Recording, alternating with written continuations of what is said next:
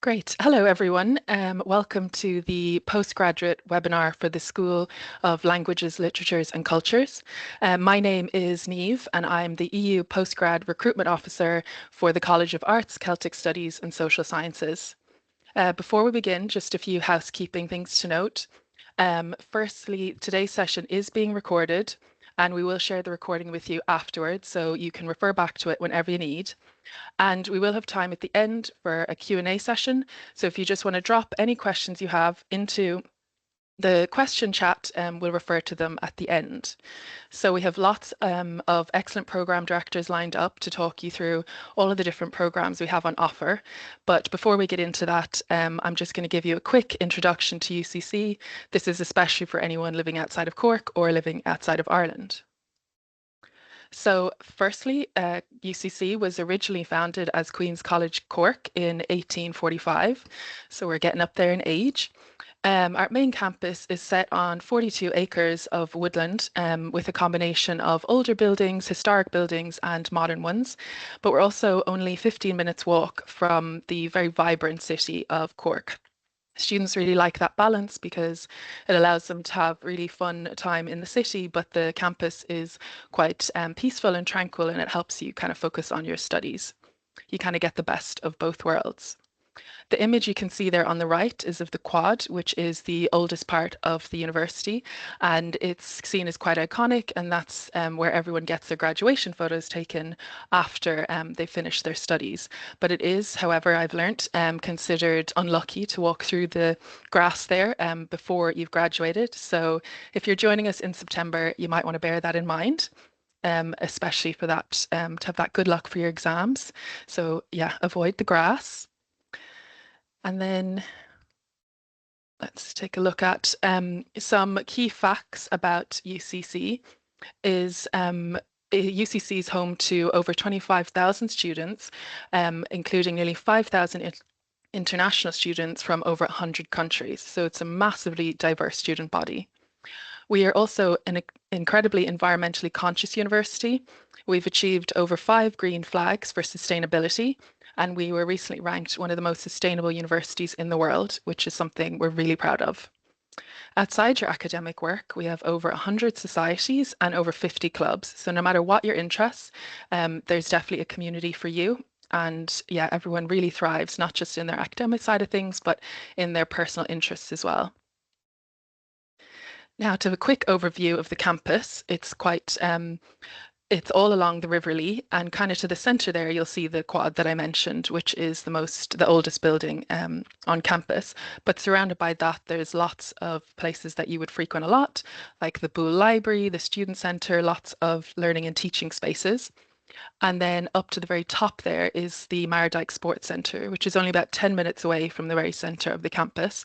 And that offers lots of state-of-the-art sports facilities, whether that's gym, swimming, tennis. There's a huge variety of opportunities there on the sporting sides of things. And then looking at where Cork is, for those who are not based in Ireland, Cork is the southernmost county in Ireland, so the very bottom right there on the map. We do have our own international airport, which is great. About 15-20 minute drive outside from UCC is an airport that connects you to the UK, Europe and beyond. So it's really well connected. And if you're using Dublin, which is our biggest international airport, it's about a 3-hour bus or drive journey down from Dublin. So it's as a small island, we're really not far from many options for if you're flying in and out. So that's just a very short overview of Cork and UCC. I'm sure there's lots more you would need to know, but that's just to give you a little overview. And now we're going to jump into our programs, starting with the MA in Migration, Mobility and Culture. Thank you. My name is Ciara Broderick, and I'm based in the Department of Spanish, Portuguese and Latin American Studies. And I'm one of the co-directors of the MA in Migration, Mobility and Culture, together with my colleague, Dr. Mastura Fathy, who's based in the Department of Criminology and Sociology. So very briefly today, I just want to talk you through a little bit about why you might choose to apply for our program, and what's on offer, I suppose, for you if you do that. So this is a program that is it's in its infancy. So we're just finishing off the second year at the moment. We're starting into the third year next year. So the next cohort will have the benefit of the 2 years that have come beforehand, the knowledge that we've gained and the understanding of what's needed for the different cohorts. And it's a really important program in that it's been designed to match, I suppose, this urgent need for training of professionals in all areas of society. Given the situations that we're faced with in our world today, I suppose knowing how to engage with those situations with the knowledge of complexity, the different cultures that are involved, the ethnicities, and the needs of every social group, I suppose, is quite important. And the way in which that we've approached that is by including modules from right across 3 different colleges in our university. So we have modules delivered from sociology, from our school, which is languages, literatures, and cultures. We have modules from geography, from law, applied social studies, public health, and so on. And so being able to, I suppose, approach the different challenges faced around migration, mobility, and culture nowadays, it's quite necessary, I suppose, to have that multifocal approach. And so what we're doing is we're training our graduates to engage on these many different levels and understanding, I suppose, the transnational aspects of the challenges that migration, the combination, I suppose, of migration and culture bring together. And not just understanding them kind of more in an abstract way, but kind of looking into the politics around it, the social sciences, the laws around what's happening, and understanding that it's a combination of all those things together is how we actually improve the situations for people living, particularly those that are experiencing forced migration. So we look at all different types of migration and mobility, but forced migration, I suppose, tends to be a priority for many people that are applying for our program. Next slide, please, Niamh. Thank you. So we've a number of different requirements, which will be similar to the other programs across the school.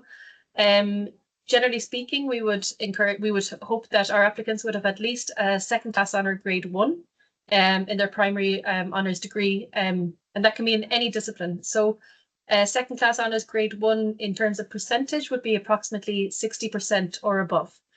Now, we have had people that apply who haven't quite made that grade, but say if they've got their second class honours grade 2, which would be 50% or above. And what we would tend to do with applicants like that was we would meet them online and have a conversation with them and understand, I suppose, what their interest is and if there are other experiences that they've had that might actually count as well towards us considering accepting them on the programme. And that's actually a really nice way as well for us to get to know the potential candidates. So we enjoy that opportunity. We'd also ask everyone to provide a statement detailing their motivation and their readiness, and that those 2 things are really important. Sometimes you might be super motivated, but maybe it's just not quite the time for you at that moment for whatever reason. And so making sure that those 2 things are on par is quite helpful. There is the opportunity to apply for recognition of prior learning. So this would be in the case where you might not be able to demonstrate to us through existing results, for example, that you either have the second class honours grade 1 or the grade 2, but that you have actually engaged in other types of learning, be that, learning through industry or being in the field, things like that. And that there's a whole other process that you go through to be accepted on the programme in that way. And with this particular programme, we would very much encourage people, if they don't see that they have the academic requirements immediately, or it's not immediately clear to them if they have the academic requirements, to get in touch with us, and we can see if that's an opportunity to go down the route of recognition of prior learning. And then within the programme as well, we would also require that each applicant meets the postgraduate English language requirement that is set out for UCC right across the board. And there's one thing I wanted to flag today, and it's quite important. You can see that the deadline is this Thursday, the 12th of March. So our programme is one of a few programmes across UCC, which is supported for the Government of Ireland international education scholarships. These scholarships are very valuable for those who are applying from outside of the EU. So you have to be outside of the EU to apply for these scholarships. And what it entails is applying to UCC, also applying for the Government of Ireland International Education Scholarship. And what you'll need is for UCC to provide you with a conditional offer. and then that makes you eligible to apply for that scheme. If you are successful in the scheme, you will have your fees waived by UCC, so that UCC will not charge you fees, and you will have a stipend of 10,000 a year. So I think that's a really exciting opportunity, and we're delighted to have our program supported on that particular process, because we have people applying from right across the world who want to come and study migration, mobility and culture with us. So I would say if you're interested in that, get in touch immediately. As you can see, the deadline is this Thursday for the Government of Ireland application. Next slide, I think, Neil, please. Okay, so our program is broken down into two sections. So part one is, I suppose, the taught modules on our program. And that in total adds up to 60 credits. So you have got core modules that you can see here, 50 credits of core modules. And in a moment, we can talk through the other options as well. So within the core modules, you have a number of modules that are delivered from our school. The LL modules are ones delivered from the Languages, Literatures and Cultures, School of Languages, Literatures and Cultures. And so Theorizing the Global, for example, runs in the first semester. It focuses on kind of providing an overall theoretical understanding of the issues that we're discussing within class, and just providing, I suppose, with that basis, because everybody's coming with different experiences we've found onto the program, and this is a way of ensuring that people get on board and are at a similar standing. The research skills will run right across the whole year, and that kind of provides you with work around your academic writing, the methods that you'll use in your research, and different things like that. It's preparing you, I suppose, more broadly. With immobilities, that runs in the second semester, and you're working a lot around case studies there, different ways in which people engage with or are faced with mobility, immobility challenges. And then for social policy, we have migration, mobilities and social policy, which is also in the second semester. That's one that's taken online. And it is run by, we're partnered with two schools, so the Department of Sociology and Criminology, and also the Department of Applied Social Studies. And so all of the core modules are delivered by the core schools that are delivered on the program. And then you'll have a choice to choose between migration and material culture or metropolis, mobility and minorities. And what I will say is that if you happen to be very keen on both of those, you do have an option. Whichever one you take as your core module, you can take the other one as your optional module if that's of interest. So you might go to the next one, please, Neil. So under your elective modules, then you have to choose 5 credits in total. So as I mentioned to you, the first 2, they're one of those you will take as your core module. It's an option to take the second one if you'd like.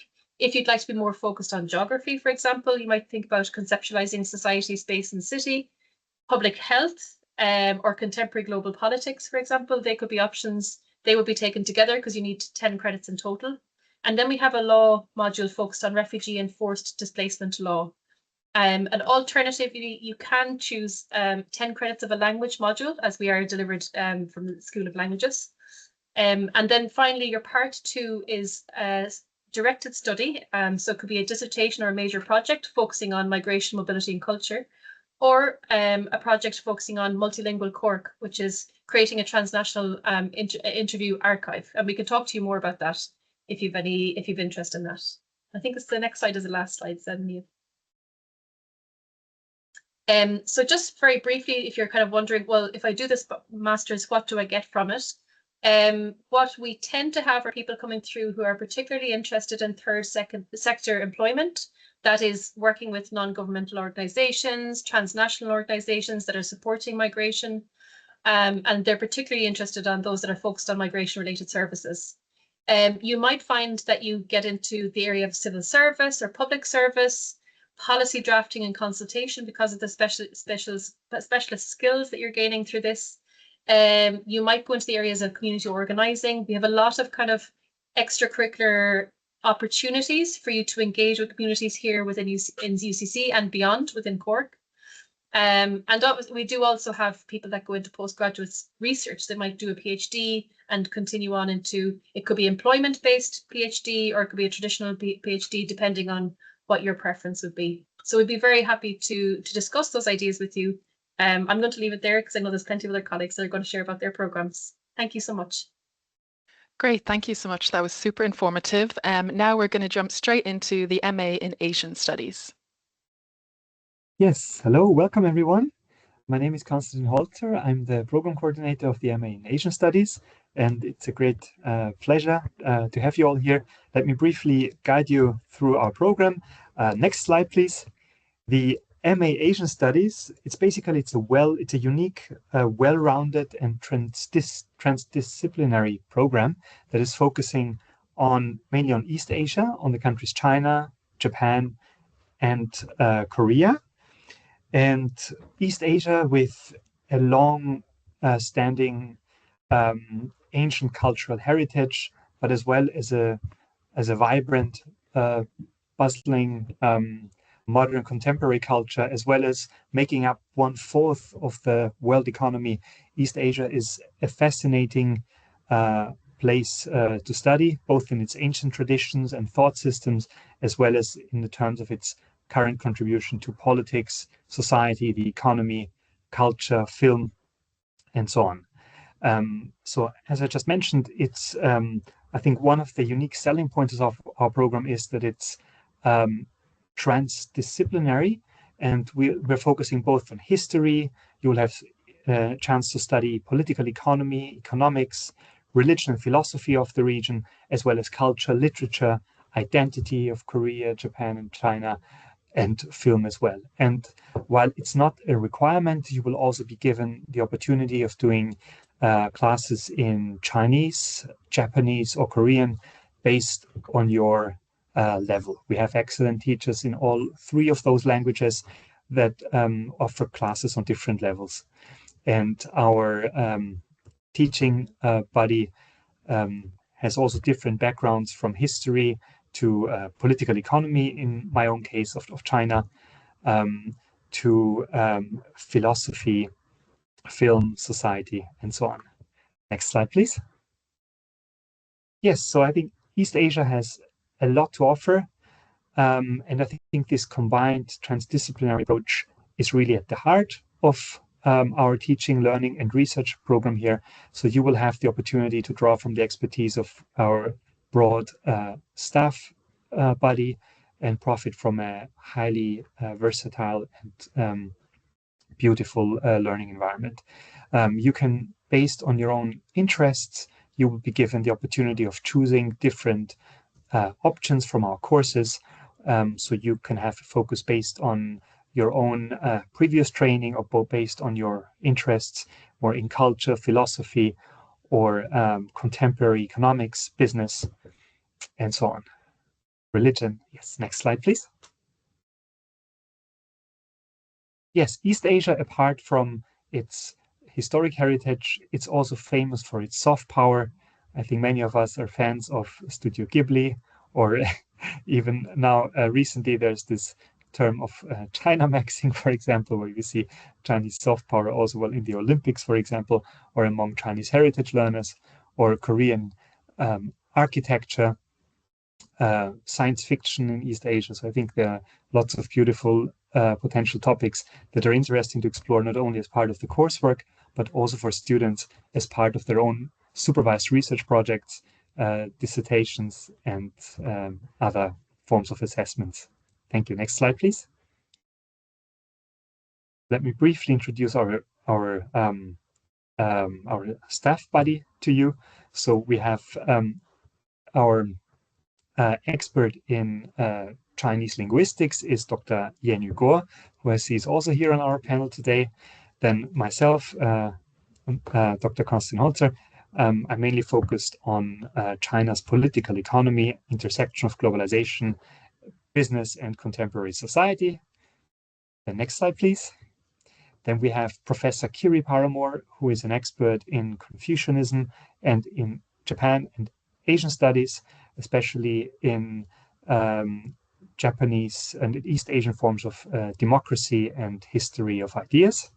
Then we have Dr. Till Weingärtner, who is also a specialist in Japanese studies and who is also a performing artist of Rakugo, which is a special form of Japanese stand-up comedy. So you see, we have a very diverse lecturing body here. And we have Dr. Kevin Cawley, who is a Koreanologist, who's a professional research and lecturer on Korea, especially also with a focus on Confucianism and Korean identity and philosophy.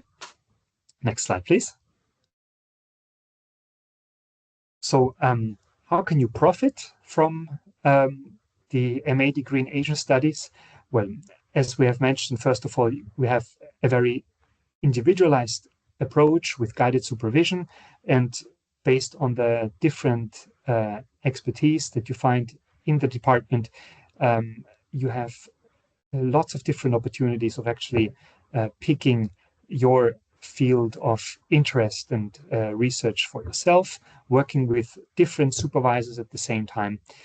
And you will have access also to where we have different research cooperations with universities in Japan, China, on Taiwan, as well as Korea and Japan, where you will have also access to different national libraries and online materials. So we're well equipped for doing in-depth research, and everything that we don't have in UCC in place, you will be given access to different loan agreements, library loan agreements, and so on.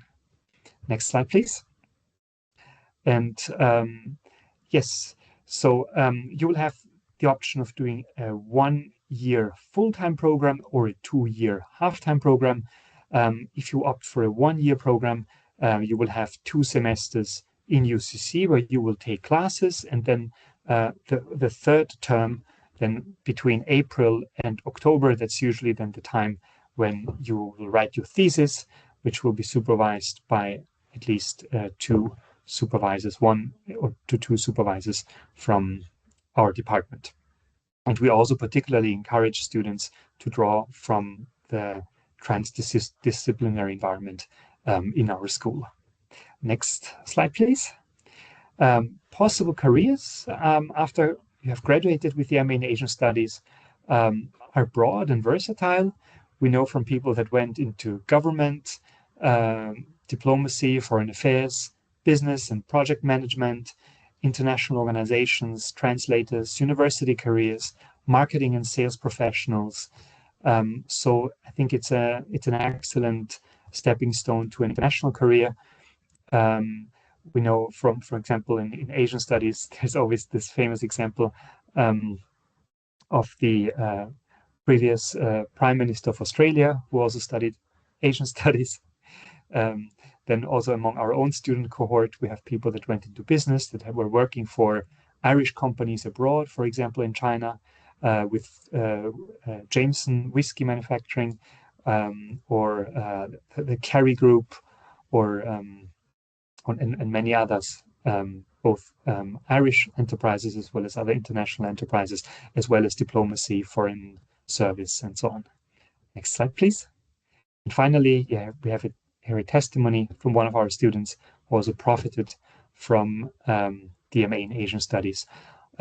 We also do have a Confucius Institute here in our department, which is particularly interesting for people who would plan, for example, to plan an exchange with China, with Shanghai University, which is one of our key partners. So both our department as well as our contacts in China and in the university would also be helpful to help students apply for different programs in Japan, Korea, and China, as well as with career orientation. And so that's why I believe that the MA Asian Studies is an excellent stepping stone for a prosperous career, and will equip you with broad base of knowledge and different skills, from languages to specialized knowledge, as well as social relations and out-of-the-box thinking, and for understanding a complex institutional and multicultural environment. Thank you very much. Great, thank you so much. Next, we're going to learn more about the MA teaching Chinese to speakers of other languages. Thanks, Neve. Hi, everyone. My name is Yan Yuguo. I'm also from Department of Asian Study. I'm the director of the MA Teaching Chinese. Today, I'm going to walk us through the main content and the program structure of this program. Thank you. Next slide, please. Our key aim is to cultivate and prepare professional Chinese language teachers. We help students develop their pedagogical knowledge, linguistic and language expertise, and practical teaching skills for their future job. Apart from that, we also prepare our students with research skills. We help them strengthen their abilities for multilingual, multicultural contacts, and help them to do evidence-based research in the field of Chinese language teaching and learning. And you can tell from the title of the program, our MA program is very much career-oriented. We are producing professional Chinese language teachers. So we want to promote career readiness and global employability for our students. We offer our students with various teaching work placement opportunities, internships at local schools, and partnerships with different stakeholders to support diverse career paths for our students. Thank you. Next slide, please. So this is the two key parts of the MA Teaching Chinese program. We have two legs, theories and practice. This is animation. Yeah. So for the theoretical part, we have two main subparts. We teach students linguistic theories and pedagogical theories. Those are essential part for the theoretical foundation for our MA students. Apart from that, we also provide students with a lot of opportunities for teaching practice. So they can do teaching placement at local schools at different levels, primary level and secondary levels, and they can also observe professional language teachers teaching at UCC at the university level. Apart from this, they need to do thesis, evidence-based research with us in the field of Chinese language teaching and learning.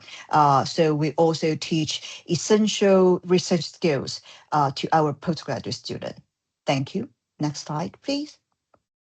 So this is the key structure of our program. We have key modules in the first two semesters. In semester one, the students will do one language module, either English or Chinese, based on your linguistic backgrounds, and three other key modules focusing on theoretical linguistics, Chinese, and pedagogical theories.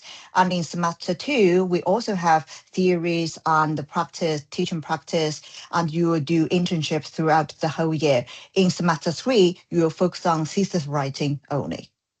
We'll do one-to-one supervision with students. Yeah, so these are lovely photos taken from our class. So we have classic lectures with students, and we do very diverse ways to deliver teaching. For example, we have teaching demos, we have debates, we have group discussion, very wide, various form and ways to help our students to put their theories into practice. Thank you. Next slide, please. A highlight of our program is that they have work placement opportunities at local schools. These are 3 schools we're working with at this moment, 1 primary school and 2 secondary schools. Our students love this very much. They have work placement opportunities throughout the whole year, along with the school's teaching agenda. This is a very good opportunity to help students to really implement their teaching theories into practice. And this is very important part for them to prepare for their future. Thank you. Next slide, please. And we also have collaboration with different stakeholders, for example, like the government unit PPLI and UCC Confucius Institute. For PPLI, I established a teaching tutorial program with the PPLI. PPLI, they have in-service professional language teachers. We send our students to local school with the PPLI teachers. The PPLI teacher could be their tutor. So this kind of a tutorial program can help our students to become professional teachers in the future and prepare themselves more for real practice teaching. So this is a very important, it's a pipeline to educate our young teachers. This is also a highlight part of our work placement section. And they also have a lot of opportunities to observe professional language teaching at the university level. We send our students to different classrooms taught by UCC CI teachers at the university level from year 1 to year 4. So they have a lot of opportunity to observe professional language teaching because most of them want to be really engaged in this kind of a high education real teaching setting. So they love this part very much as well. Thank you. Next slide, please. Yes, and we also have a lot of opportunities for diverse academic events. For example, we organize research seminars, workshops, training almost every year. So the students, they really need this kind of opportunities. We love this kind of events to engage with scholars from other countries, and they want to know how to do research and follow cutting edge studies in the field. So they also have a lot of opportunities here to join, to participate in academic events. Next slide, please. And I myself also organize weekly reading group, second language acquisition reading group for MA students, PhD students, and scholars and language teachers across the school. They found this learning opportunity. They quite like this kind of frequent and regular learning opportunities to help them catch up with cutting edge theories and studies in the field. Next slide, please. Oh, so this is the pie chart, some stats for employment distribution. You can tell from the pie chart, most of our students, they stay in education. They can also have some other job opportunity in other sectors like industries, Amazon's here in Ireland, and they found administrative jobs, and some of them, they choose to stay with us within the Department of Asian Studies and Applied Linguistics to do their PhD. Okay, next slide, please. So here's the entry requirement. Basically, we have 2 tracks, 1 year full-time and 2 years part-time. You need to have 2-2 for, this is the degree requirement. And because this is program for professional Chinese language teachers. If you are not a Chinese native, you need to have HSK 5 or equivalent. This is the language requirement for the Chinese part. If you are Chinese native speakers, you need to meet the university requirement for English, for example, IELTS 6.5 and the equivalent. Okay, yeah. I think that's everything for MA Teaching Chinese. Welcome to join us. Thank you so much. Thanks. Thank you. That was super informative. Now we're going to move on to learning more about the MA in Applied Linguistics. Yeah, hi, I'm Anne-Marie Devlin. I am one of the co-directors of the MA in Applied Linguistics, together with my colleague, Dr. Isabelle Juinot, who I think is here as well. Yep. So could you move over to the next slide, please? Yeah, so we're going to start then today with a course overview. And you can see we have 5 modules here. And so we have AL 608, which is our research dissertation, which is worth 30 credits. And that usually starts in, say, March and runs until September, the end of September. Then we have AL 6009, which are researching language and context, and that module focuses on research methodology. So it gives a very robust overview of theoretical considerations and practical considerations for carrying out research in applied linguistics. That runs over both semester 1 and semester 2, and it's 15 credits. And then if we look at the more sort of traditional top modules that we have AL 6011, which is general aspects of linguistic theory. And what this does, it provides, I suppose, a grounding for students, because our program is open for students who have never studied linguistics before as well. So we look at phonetics, phonology, morphology and syntax, semantics and pragmatics there.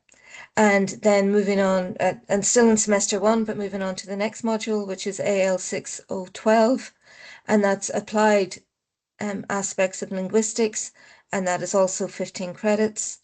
So here we look at second language acquisition or second language development. We'll look at sociolinguistics, and we'll also look at critical discourse analysis. And then rounding up the teaching elements of the program, we have AL 6013, which takes place in the second semester, and okay, and that is areas of specialization. It's also 15 credits, and no, it has nothing to do with the logo with the tree in the middle at all. I think that's just a description of the image here. Okay, and what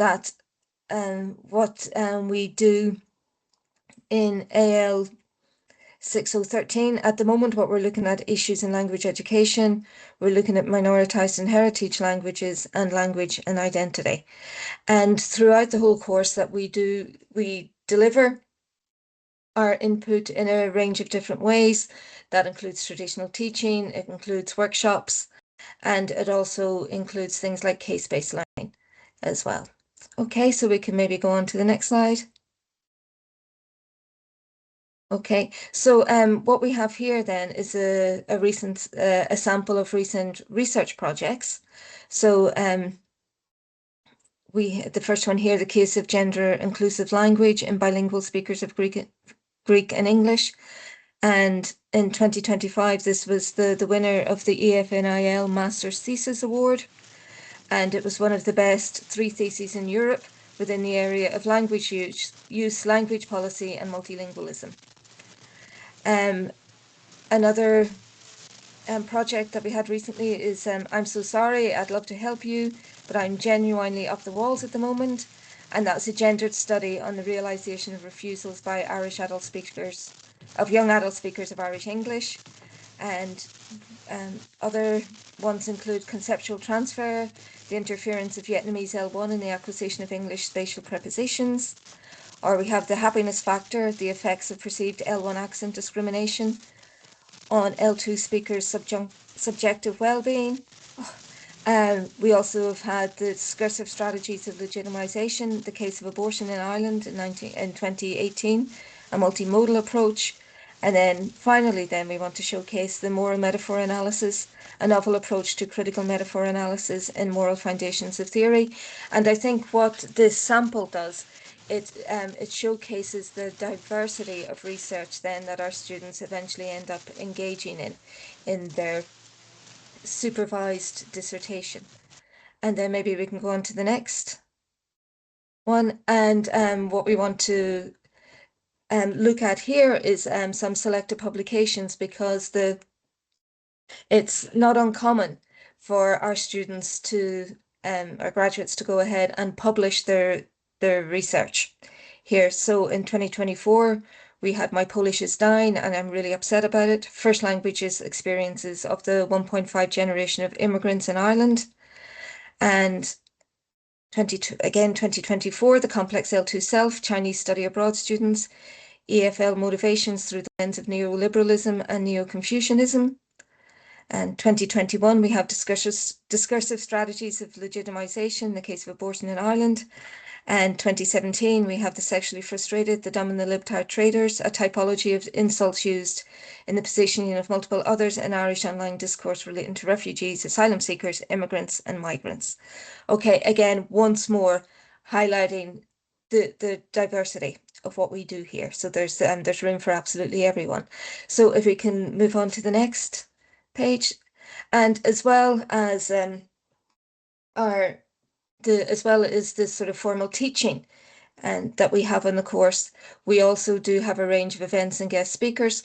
For example, in last year's 2025 was it? Yes. So in 2024 that we hosted the EARAL conference, which is the Irish Association for Applied Linguists, and that was hosted here in UCC. And every year what we try to do is host maybe at least one symposium where we can gather international and national experts on a particular topic. And this year we have had 2 symposia. The first one happened in the first semester, which was a symposium on plurilingualism from a European perspective.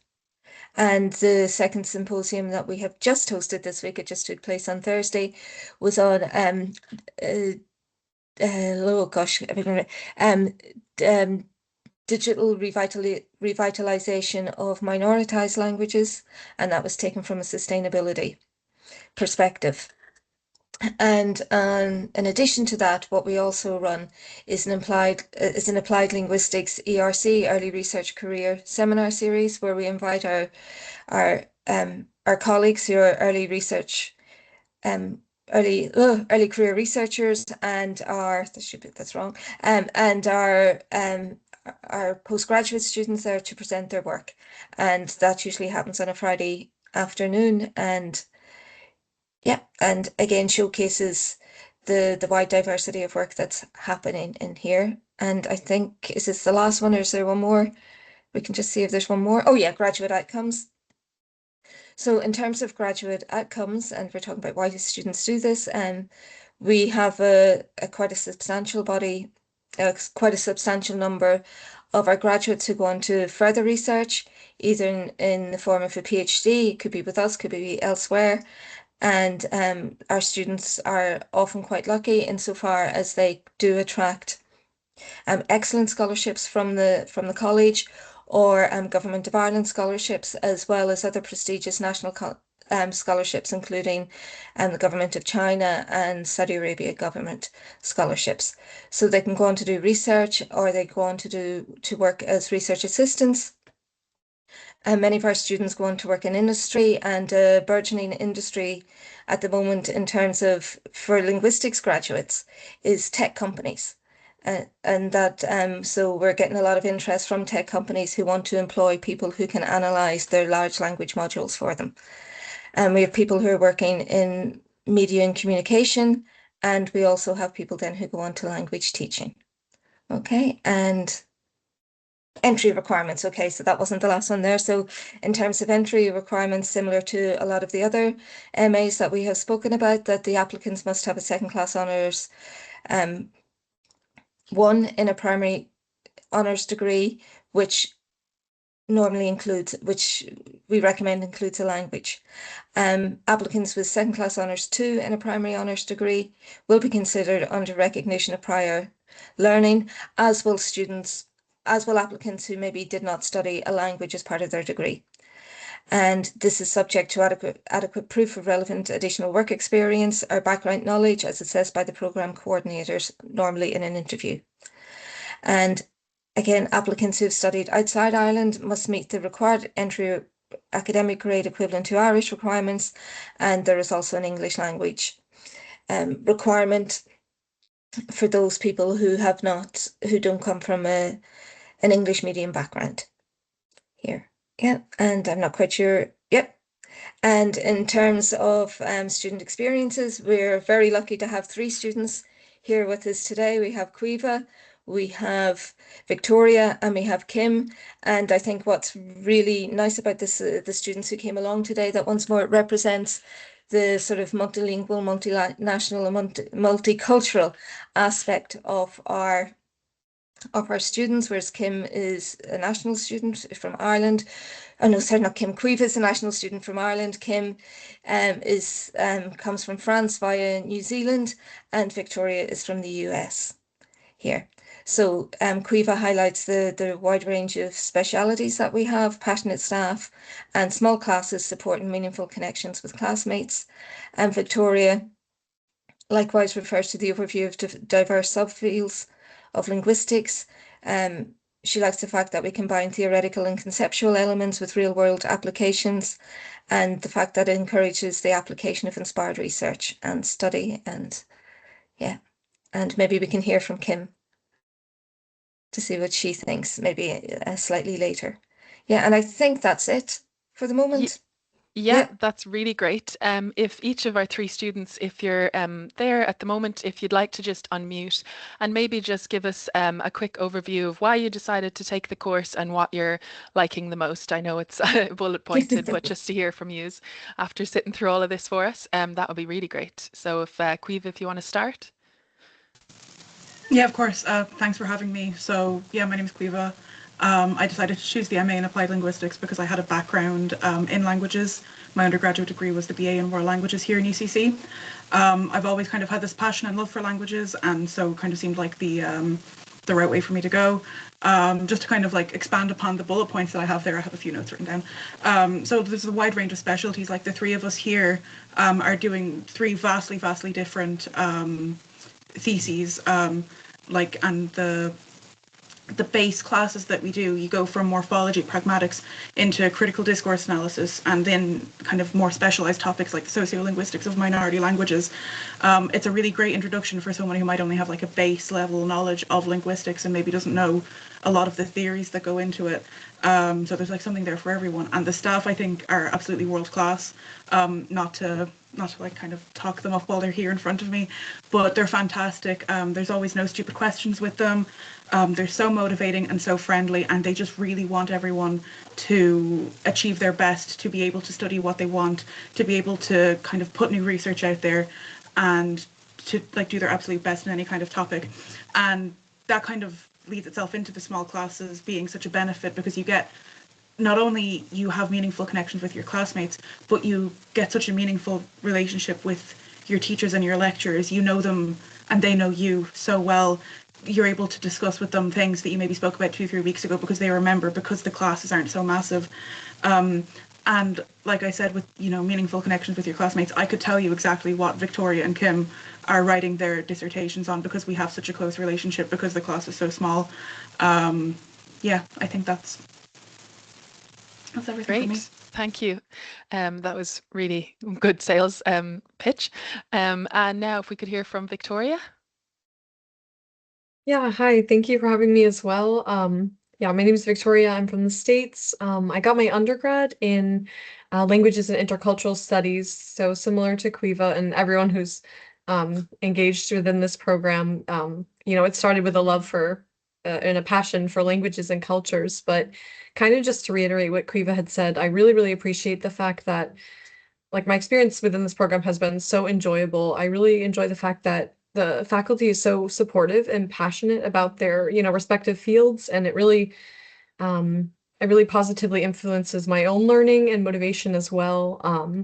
I think in terms of career development, it's really helpful for, acquiring skills, not just intercultural awareness and interlingual communication, but also like the ability to pull from all these abstract concepts and theories and kind of put them into real world, to apply them in real world situations. And I really appreciate the fact that there's a great combo within this program that allows for that. Also just having such a good overview of all the different diverse subfields, like Caoimhe had mentioned, sociolinguistics, then you have second language acquisition. And I think for anybody who's interested in communication or language teaching or language analysis, I would really highly recommend the program. There's just like many opportunities to discover all the different possibilities that can be explored within the program, which I really deeply value. Great. And now could we hear from Kim lastly? Yeah, thank you so much for having us. So I'm Kim. I'm coming from France, and I grew up in New Zealand. And in my bachelor's, I already had like a background in linguistics, and a lot of what was covered kind of in the first semester I had already seen, and doing it again through this master's gives like a whole new like perspective and was still very enriching. Again, like not to go say again what my classmates have said, but the staff is really there for us because the classes are small and because like our teachers are so like passionate and interested in what they're teaching and also in us in our like possible research and everything.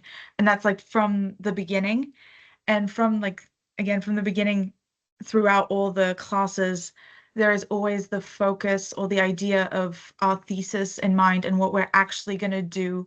And this goal is kind of there throughout. We're never left kind of wondering how it's going to apply or tie back in. So with all these like various things we're seeing, it's always coming back to what we're actually going to do, which at least personally I found very comforting, and like we had a very clear direction throughout the MA, and which is very useful for right now when we don't have we've just finished our classes and we're starting to really write our thesis and everything. It feels like we have all this practice of doing all the different steps. So now that we're actually writing the thesis, it's kind of flowing very very clearly. And yeah, thank you. Great. That was really helpful to hear your three different perspectives and that you're all having really positive experiences.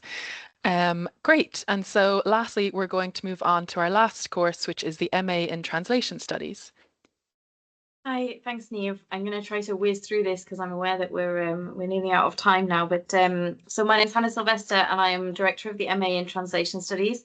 I'm based in the French department, but I specialise in audiovisual translation, which is one of the areas that you can study as part of the MA in Translation Studies. So one of the most important things to know about our MA is that it is it does have the EMT network status, which means that it meets the European Commission's criteria for translation education. So the MA in Translation Studies at UCC provides expert training in the linguistic and cultural knowledge and communication skills to mediate effectively between languages and cultures.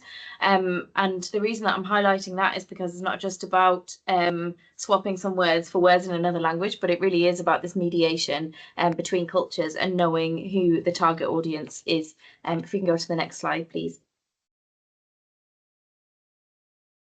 So programs that are members of the EMT network follow the EMT competence framework, which was developed by academics and industry experts, which means that we adhere to this framework of key abilities that professional translators need, which includes language proficiency and openness to other cultures, translation ability, of course, but also technology skills, personal and interpersonal skills, and service provision. So if you study the MA in Translation Studies at UCC, you will develop your oral and written communication skills in English and 1 or 2 additional languages. You'll receive specialist training with expert tutors on different approaches to translation, interpreting, adaptation, and localization. And you'll learn to use translation technologies, including computer-assisted translation tools, machine translation systems, and workflow management software. We can go to the next slide, please. You'll also acquire the research skills to evaluate and interpret different translation problems, contexts, and landscapes. So through practical translation exercises, you'll also put the theoretical skills that you've been developing into practice. You'll build a professional profile. You'll create a career and skills development plan and learn what's involved in the provision of language services in a professional context. So you'll be thinking about your own individual profile and how you can enhance that to put yourself in a strong position when you enter the job market. You'll also be able to participate in talks, seminars, workshops, and other events with national and international scholars and practitioners to gain an understanding of the language industry and related activities. So we have a really thriving research culture in translation studies here at UCC with many events and activities. including a literary translator in residence, which is supported also by Literature Ireland. So this year we have Tanya Gagno, who's a literary translator working into Portuguese. And you can find out more about our activities and events on Instagram. We have a UCC translation account on Instagram where we show all of our events. If we could go to the next slide, please.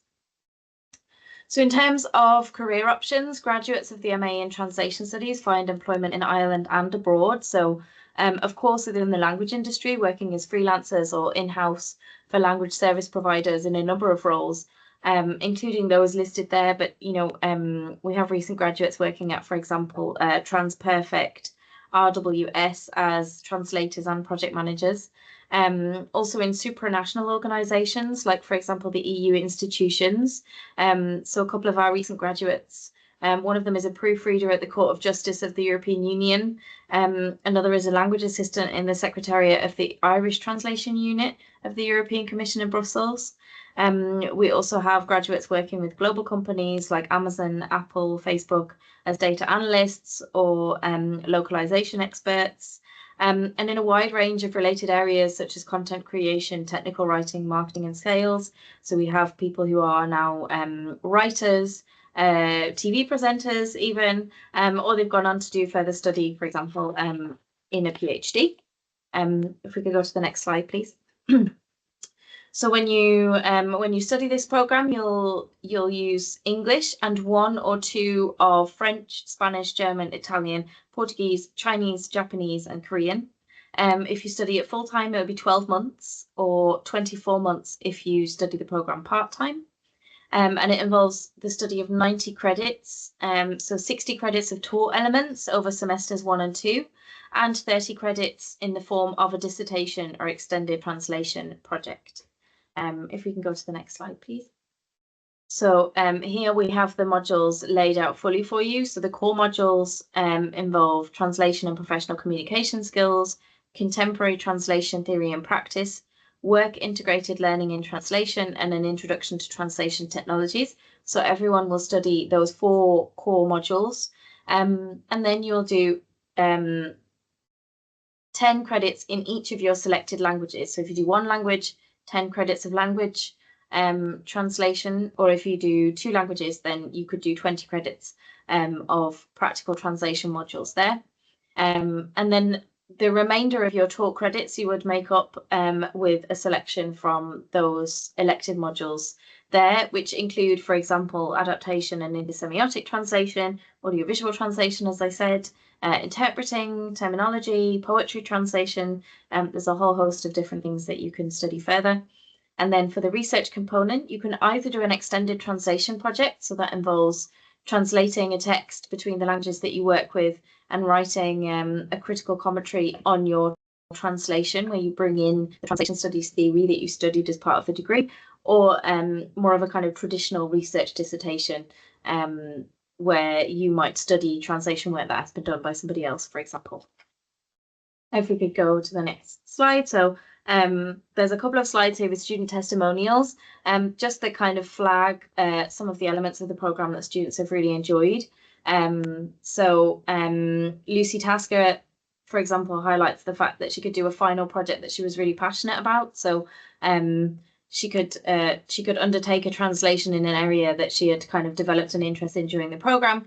And Gerard is actually one of our graduates who does translation and also writing now. So he highlights that not only did he gain the essential tools to build a career in the translation industry, but also transferable skills to expand into other linguistic and creative sectors.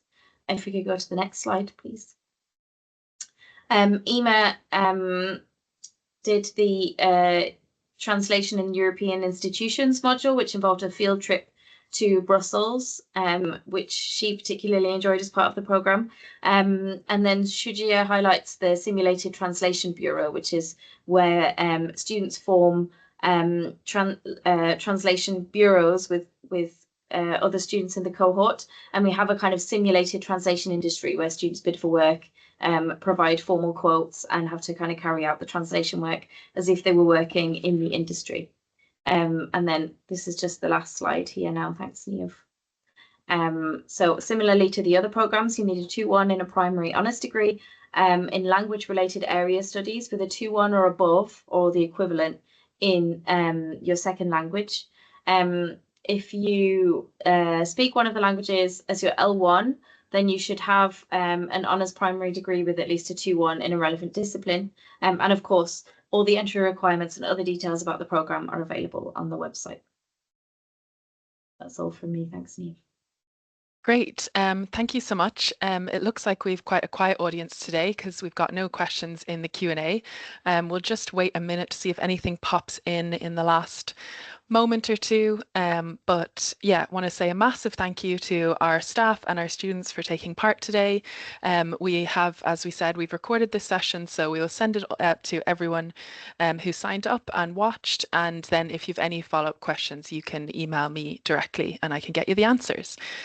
So yeah, thank you so much for your time, everyone, and have a nice rest of your day. Goodbye.